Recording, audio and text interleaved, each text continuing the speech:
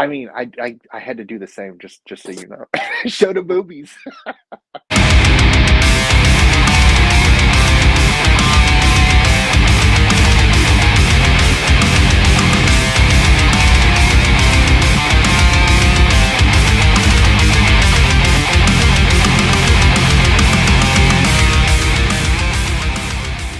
Ready? Is it going?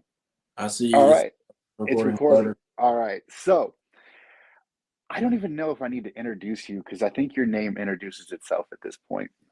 So this is, I'm gonna call you Mr. Isaac, Mr. Ellison. The Let's call it. I was just going with Isaac the Ellison on this one. Let's do it.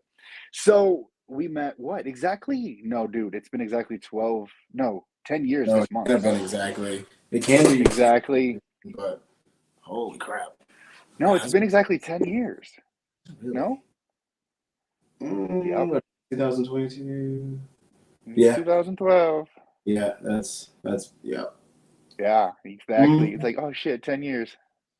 I don't know. I don't think we met him already. No, because I got to Georgia in September of 2010, 12. Oh yeah, I yeah. mean, it could have been October, but still, it's been 10 years. Okay, well there you go. Anyways, so we've kept up for quite a while since I've gotten out in 14. Yeah, and I And got out in the end of 18. oh God. Yeah, Yeah, I didn't yeah. realize you stayed in that long. Oh yeah, yeah. Remember, I re up for a 6-year contract. Yeah, I'm sorry about your luck.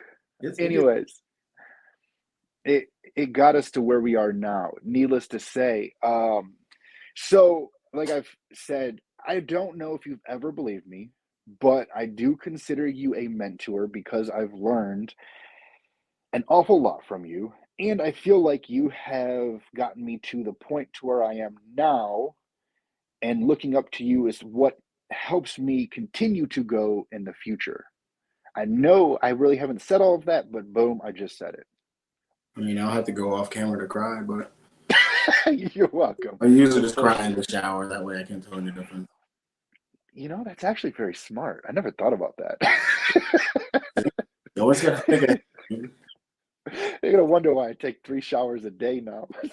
Jesus. Anyways, so all right. Speaking of mentors, Mm. do you currently have a mentor? Dude, that's actually it's a touchy slash sore subject, to be very honest with you. In the last 2 years so far, I've asked 4 total people. 3 of them were this year, but 4 people total to be my mentor. I asked for mentorship, and out of 2 of them, I got a no, and then out of the other 2, I got a. They just don't have that kind of time to invest in another person. So sadly, no, I don't have a mentor or a coach of any kind. See, I just bother the shit out of you very slowly and abruptly sometimes to where I don't think you have a choice most days. And I apologize. That's fine. As you know, I'll respond when I can. Right. Okay, so that being said, if you were to have a mentor, pick and choose anybody that you could, who do you think you would pick? Honestly, right now, I would still say nobody, Really? because I do understand and I do completely get behind the thought that to be successful, to stay on track, to stay on point, you need a mentor for sure. But then at the same time, I know that I've asked people that I do respect and that I would want to guide me and help me stay on track, and they said no. So it had to be for a reason. They're not bad people. They're not shit people. They didn't do it out of malice. So if they understand that I'm capable of guiding myself and keeping myself on track, then I'm kind of an asshole to not think that I can as well. It's difficult. It's a giant pain, and I do fall off way too often. But right now and for the foreseeable future, I think that I'm the best possible mentor that I can get. Yeah, I mean, unlike a lot of people that just want to get a mentor to help them become better, you take a lot of time helping yourself. You take a lot of time with books and learning things for yourself instead of just, oh, hey, how does this work? Oh, hey, how does this work? You find the answers. And if you really, really can't find the answer, then, I know you'll go out and seek answers from somebody else. But the way you've built your life and everything around you, I think that is the best way to go about things at the moment because you've built a very good life and work around doing things yourself. And I'll appreciate that. I say that I'll appreciate that, but like I'll appreciate it for the next 30 seconds, and then I'll put that over in a jar and then keep going. Because I wish so hard that I could stick around on those thoughts and actually like be with those thoughts for a long possible time. But I feel like if I do, then I'll just kind of dwell on that and I'll get complacent. So I'm not necessarily like self motivated on anything. It's always just okay. I can do this. I know that I want to do this. I know I want to do this, and it's a lot more difficult because I and you've heard it before. I don't have like an actual like thought out, defined goal or destination. I just know that I want to do specific things and I want to be useful in everything that I'm a part of. So making it a point to like anytime there is something that needs to be done, if I can learn it, I'm gonna learn it. Because we've got YouTube, we've got like notepads and journals. We can freaking learn it. Oh yeah. I mean that's what like Elon Musk and a lot of people say is you don't need to go to school because you can learn everything off of YouTube. Yeah. I mean a lot of high level people will preach that. But Dude, and so that's I 100% true. I taught myself photography and videography off of YouTube and just like picking up a camera, picking up a phone, going outside and just there it is. Yeah. So like I respect 100% what you say about compliments. You take a compliment, you let it soak in for a minute and then boom, it's gone. I think it's very important to not dwell on a single compliment because that is what drives laziness. Because, oh, I got a compliment, I'm doing amazing. And then people start to become very stagnant. I think when you take it and you're like, okay, cool, this is leading me in the right path. I need to go this direction.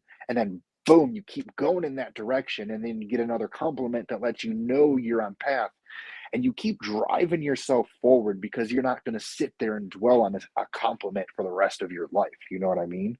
It's the dwelling on it that always, not always, I'll see people who they'll get those compliments or they'll get a handful of compliments and they'll just sit on it and that'll become what they accept and who they are. It's like, oh, you dress nice, oh, you're attractive, you're in good shape, oh, whatever. They're those superficial things for sure.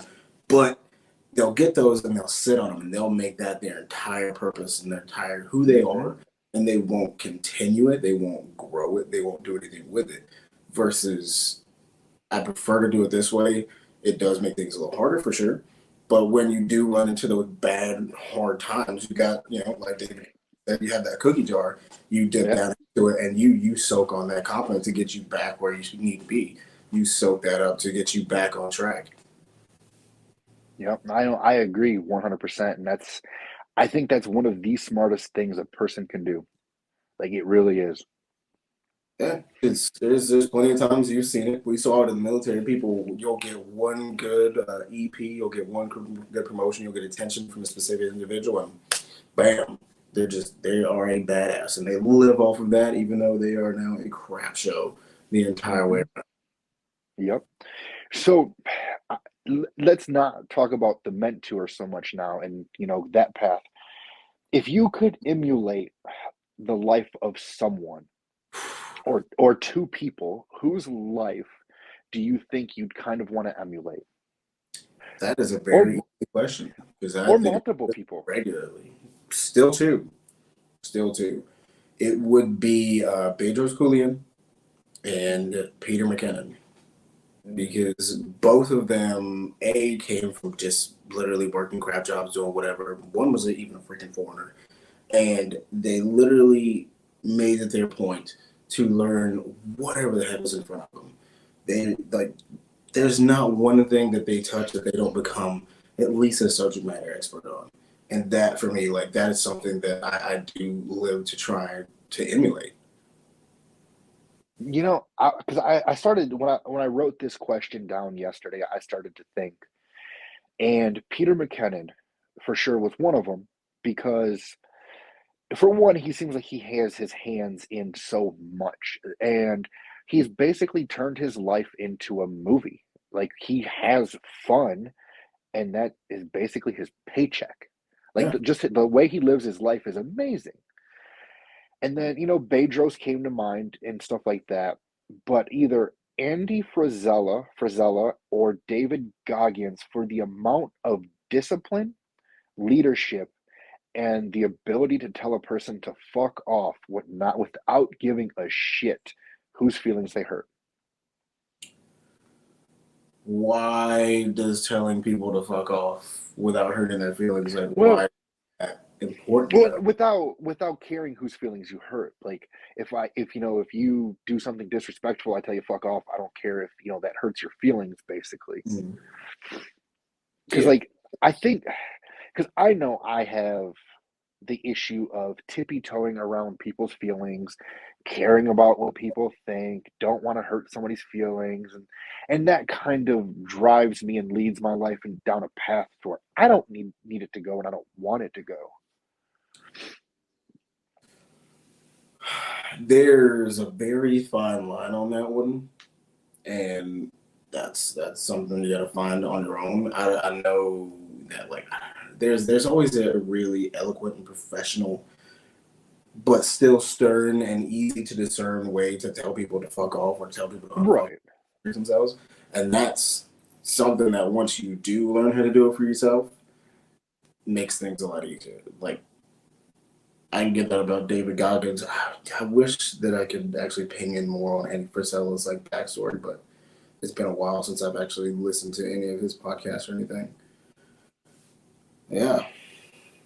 I went back, so I started listening to Andy's newer podcast, Real AF, and he always mentioned his original podcast. Shit, I forgot what it's called now. The MF CEO Project. So I actually went back to MF CEO podcast, the very first one, Yeah. and I'm just listening to all of them straight through. And those are absolutely amazing. Like every single one of them, amazing. Yeah, So there's 10 so out of much. 10 recommend that one. Yes. So I want to go through every single one of those. I mean, a lot of the messages get kind of repetitive, but if you listen to like Bedros, Ed Milet, Andy, and other people, you kind of realize that a lot of them say the same thing. And a lot of it's almost a simple plan if you could just put your nose to the ground and start to follow it. Because they're all saying the same thing, just with slightly different words. And it's Yeah, at some point you just have to admit the fact that hey, you know what? Either everybody is on the same like line of BS, or everybody's talking about something that legitimately works with 100% success if you actually follow that plan. But like we talked about several times before, it's like actually like hashing out those small steps in that plan to actually be able to use them and actually make them work. right, Because everybody's got that big idea or that big vision that they have for themselves, but like working backwards from that big vision versus working forward to that big vision, it's just a much better plan. Because if you work backwards from that vision that you have, quote unquote, you can take those steps backwards to get to where you are versus working forward because you don't know how the hell that happened. right. No, I agree 100%. What's the now the books that you list? Do you listen to audiobooks or do you read or do you do both? I wish that I could read.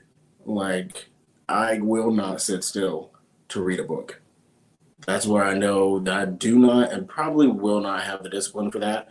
So I've accepted that about myself and I learned to work around it. I will listen to an audiobook and I will blow through that mofo in less than a week. What's the last audiobook you listened to or currently listening to? Right now, I'll give you the actual answer to that because I don't have the name of it memorized, but it is Traction by Gino Wickinon or something. Really, what that one is something that I'm very familiar with, but it is about structuring and structuring business and the importance of that, and the ways and the key functions that he uses to help other businesses structure themselves. Because no business can ever grow to a million billion dollar level without structure. It ain't gonna happen. Yeah. You can get lucky, but you're not going to actually maintain it or achieve it. So that's what we're working to get everything in line with at TNS.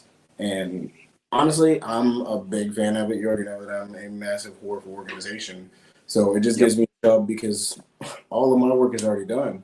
But like one of the first things they say to do in the book is to write an SOP. And we've already had an SOP written like for 2 years. Now we just have to put it into place. Same for everything else. So it's just everything's done. It just has to be put into place. And SOP stands for Standard Operating Procedure, if people don't know My bad. No, standard that. So now organization I got from you, notebooks with all the different things tabbed Oh, out. So yeah. the shelf right behind me literally has the notebooks for months and years, and then the actual like when I was writing it, Yeah. big ass notebooks. Yeah. I have a, So a I have it's a one of those daily. you hate doing it, but like being able to know if you need to go back and find something, you know where it is. Love it. I I no longer hate it because I know it's necessary and I have to do it. I mean, I have three notebooks and a calendar that I just have to write on, or else I feel weird. I feel like I'm doing something wrong because I know I'm going to forget it. Oh, and But even today, yep. But going back to the books, so I'm just like you in reading, and I hate to read, but I've heard, I forgot who said it. It might have been Andy Frisella, but basically every rich person, what do they have in their house? books. A library. Okay, this is where I give pushback to that. Okay. Every old rich person does. Not really any of the newer rich people. Now, in 75 Hard, does not Andy not say you have to read a book at least 10 pages a day? Physically Please do read. not get me started on 75 hard. It's not easy. I tried it and I failed day one. I'm not gonna lie to you. My big aim with 75 hard is it's something that you should already be doing yourself. Yes, but it is very difficult That's to fine. get yourself in line. If your goal is to do difficult things, you shouldn't look for somebody else to give you the difficult things. You should give yourself the difficult things. You're literally just looking for someone to hold your hand. That's the same as, and this isn't me knocking coaches, as hiring a coach to help you lose weight, but not teach you how to lose weight. Yep. No, I agree. I can definitely agree with that statement. But nonetheless, I know I have an issue reading. I hate reading. I've only read one book in my entire life, so I'm forcing myself to read a couple pages a day just to get better at it. And not just that, but when I go to spell, when I go to write, if I look at words, I can have a better vocabulary. And I just want to, I know I need to better myself in that aspect. So at least a couple pages a day. I'm here for it. I'm never gonna actually knock anything. Like if that is what you if that's the difficult thing that you giving yourself to like learn and get better at, I'm here for it. But I'm just against the organized plans for you to do hard things. Makes sense. Audiobooks are great, but I So tend to, but that's just my when, tangent. so with audiobooks, I tend to zone out just a little bit here and there and have to keep rewinding and going back. What's wrong with that? I feel like I may get more out of reading, honestly. And that's very possible. That might be what you learn best with. And if that's the case, hey, now you know. For me, like Hmm. that position, that is the key to success for me. I'll listen to 31 minutes a day. And there's some days I'll listen to the same like 31 minutes 3 or 4 times in a row. See, maybe that's what I need to do is maybe listen to the same parts multiple times if I have to. If I don't feel like I got the knowledge out of it that I need. Yeah, well, and it's think about it. When you go back and read a book that you've already read, all right, even if you're listening to it, you get something different out of it every single time. So if Hmm. you're listening to it over and over, it helps you digest and get multiple different meanings, multiple different plans out of it from just that one same like 30 minutes. Yeah. I mean, it's basically the same thing as when I read now. If Mhm. I don't quite grasp a paragraph, I'll read the same paragraph two or three times before I move on. Or So write it down and take notes. same. Oh God, I started doing that as I Dude, was reading the book. when I was getting a freaking 107 certified, it was an hour long YouTube video, and it took me a week and a half to get through because I would pause it every couple seconds and write down everything that was on the screen. If there was a note that came up, I'll pause it and I'll write down what that little note was. And I did that. Like you remember, that was like Yeah. just for one video, 1 hour of a video took me a week and some change to get through. Yeah. And you learned it and you got your license. The second time, Still, you got it though. It doesn't matter how many that tries you got it. still, but Didn't give up. You kept going, and I that's don't know. what and that's what matters. I'm just mad. Now, with that test, what didn't you watch a video or read part of a book that was like the most random thing that you thought wasn't going to be on the test? That Oh man. that And I remember it like it was yesterday, dude. It was literally it's gonna be difficult to explain this one. It's like the actual tracking that will be in the newer drones starting in October, September of this year. You'll either have to have your drone equipped with it or get a drone that is equipped with it. And even in the video, the guy was like, "I wouldn't worry about this being on your chest too much because this is new." And he was 100% wrong because after like question 21, 22, boom, every single one was on remote ID is what it's called. If it, I it would. watched that video or listened to the video while I was in the shower, I would have failed. I mean, it makes sense that it would be on the test, being that it's a new thing coming out. Yeah. And the part 107 is the license to get your drone, the drone license. Yes. Now it is the remote pilot license. And depending on what your lifestyle is, if you're like a pilot, they just give you one, obviously. But it is what you legally need to receive compensation of any shape, form, or fashion off of any of your drone photography, drone work, drone videography. If you don't have it, you might get by for a little while with doing little favors here and there. But if and when you do get caught, it's a massive fine per each picture. So would Yeah, not rather something worth risking. no, I would rather pay the $1.50, $1.75 to not have to worry about it. Yeah. So let's talk photography before we wrap this up, and this might take Yeah. a little bit of time. What a little bit of time. Photography started off as a hobby, right?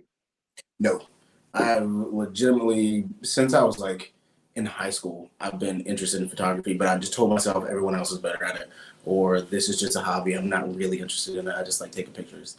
But it was like, again, working at TNS, having the opportunity to hold a camera, be behind the camera. I was like, I genuinely love this. I genuinely get enjoyment out of this. And like, it was just one day that I was like, you know what? I'm gonna teach myself how to do this. So every morning when I wake up, I'll watch a handful of YouTube videos to teach myself something, and I just added that to the docket of things to start learning. And I started with a phone, then I eventually worked my way up to a camera, and then now I have multiple different cameras and everything else. So it's one of those things. Like I told myself for so freaking long that I just wasn't the type of person to do it, and It's a second nature thing now. So what was the big switch though? Because at one point I was you were almost ready to sell your camera and I really wanted to buy it. I just couldn't afford it at the time. And I'm glad I didn't buy it. But what was the big switch there between wanting to sell it and now owning multiple? I would say the big switch was when someone else saw that my work was good enough that they would be willing to pay me for it.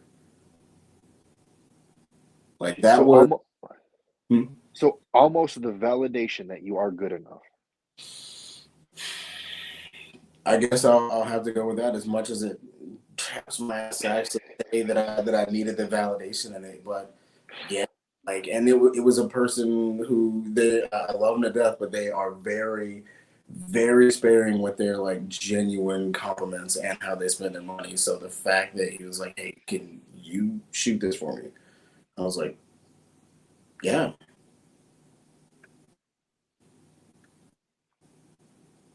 But hey man, we all need validation sometimes. I don't care what you say. I don't care. Sometimes you have to hear, "Hey, you're doing pretty good." Sometimes you got to hear it. I don't know. Sometimes you do. It's all just in the people who tell you, because you can hear those things from the same people who love you over and over and over. And it's not that you don't have to get them or take them in. It's like you already hear them a lot. Versus if this one random person who you know does not give compliments where they crap, or you know when they give a compliment, like they sat on this and they meant it. Oh, for sure. 100%. That like it just Oh, for sure. It's like one of your family members or your mom telling you, "Hey, you did good," which she's been telling you that since you were born, versus like you telling me, "Hey, man, you're doing pretty good." Huge difference. Huge oh, difference. so that's what it was. And I remember him. I still talk to him right now. He still posts those engagement pictures on the regular. So I'm like, if I shot him with that starter entry level, pretty much outdated when I bought a camera, and they're still good, we might be pretty decent. So, what is your favorite thing to shoot with photography right now? Dude, I will never. It was the first one that I did, and then it let me know that I actually love them. I love to shoot weddings, as corny or whatever you want to say, and it's not because I love the wedding in and of itself. There's a ton of pressure on shooting a wedding because it's not like anything else you're gonna shoot. If you pose shoot, you can tell them to you can sit in whatever spot, you can adjust whatever you want. You have full control. But when it comes to a wedding, you have one shot at every single one of these pictures because they're not going to re-walk down that aisle. They're not going to re-kiss the bride for the first time. They're not going to re-have that first reaction. That's the first one you got to get it. Like Okay. that pressure, that stress. Oh man, it's exciting. It is a rush that like it gets me off in a way that makes me just because when you actually deliver that or those pictures and they love them and they post them and they're talking about them, you're like, oh, that. Yep. See, I never would. I see what you're saying. I get it. I don't know why I never thought about that aspect of it.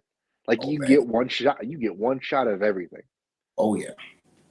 And Huh. that's what, like and if you're running with a single camera or if you have someone else backing you up, it doesn't matter. Does not matter. God, I don't know. I don't know why I never thought about that aspect of it. That's like obviously I love stress, but I love that stress of knowing this is a die or get it right. Sink or swim every single time. Hmm, that's good to know. All right, last question, because I know we both have a busy life. I know I have a ton to do still. What is one thing you wish you knew before you got into photography?